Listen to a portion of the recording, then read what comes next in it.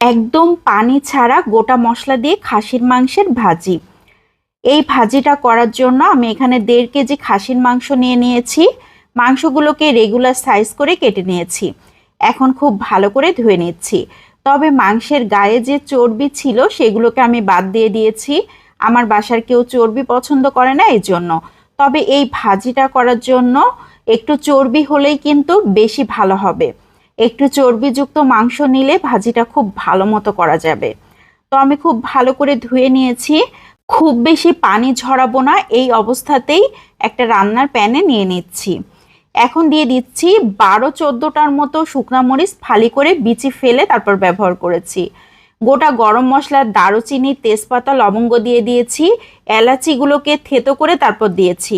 গোটা জিরা দিয়ে দিয়েছি 1 চা চামচ, পেঁয়াজ কুচি 3 টেবিল চামচ, রসুন দিয়ে দিয়েছি 3 টেবিল চামচের মতো। 1 চা চামচ করে লাল মরিচের গুঁড়া, ধনিয়ার গুঁড়া, জিরার গুঁড়া দিয়ে দিয়েছি। 1 চা চামচ লবণ, আধা চা চামচ হলুদ গুঁড়ো, 1 টেবিল চামচ দিয়ে দিয়েছি আদা পেস্ট, আর 1 চা চামচ দিয়ে দিয়েছি গরম মশলার একটা পেস্ট। এখন দিয়ে দিচ্ছি সয়াবিন তেল। এখানে আমি 1.25 কাপের মতো সয়াবিন তেল ব্যবহার করেছি। এখন হাতের সাহায্যে খুব ভালো করে চটকে চটকে মাখিয়ে নিতে হবে। এমনভাবে মাখাতে হবে যাতে মশলাগুলো মাংসের সাথে খুব ভালোভাবে মিশে যায়। এখানে কোনো ধরনের পানি দিব না। আমি ধোয়ার পরপরই প্যানে দিয়ে দিয়েছি, এজন্য মাংস থেকে অনেকটাই পানি বের হবে। দেখেন আমি 15 মিনিট জাল করে নিয়েছি ঢাকনা দিয়ে ঢেকে। কত পানি বের হয়েছে। এই পানিতেই খুব ভালো মতো সিদ্ধ হয়ে যাবে, কষানো হয়ে যাবে এবং রান্নাও হয়ে যাবে। এ পর্যায়ে খুব ভালো করে নেড়েচেড়ে ঢাকনা দিয়ে ঢেকে একদম আধা ঘন্টার মতো রান্না করে নেব। চুলার আঁচটাও একদম মিডিয়াম টু লোয়ের মাঝামাঝি রেখেছিলাম। মাংসের কালারটা দেখেন কত সুন্দর হয়ে গিয়েছে, তেল উঠে আসা মতো কিন্তু হয়ে গিয়েছে।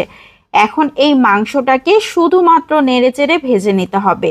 বেশ কিছুক্ষণ ধরে নেড়েচেড়ে নিতে হবে। মাংস একদম সিদ্ধ হয়ে গিয়েছে। আমি কিন্তু অনেকক্ষণ ধরে এভাবে নেড়েচেড়ে ভেজে নিচ্ছি। মাংসে যদি একটু চর্বি থাকতো তাহলে আরও বেশি তেল তেল হতো, ভাজিটা খুব ভালোভাবে করা যেত।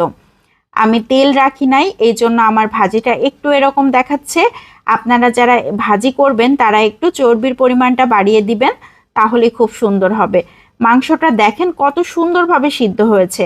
অনেকে বলেন এখানে পানি দেওয়া হয়নি, মাংস খুব ভালো মতো সিদ্ধ হবে না। তেমন কিছুই না, মাংসটা কিন্তু খুব ভালো মতো সিদ্ধ হয়ে গিয়েছে।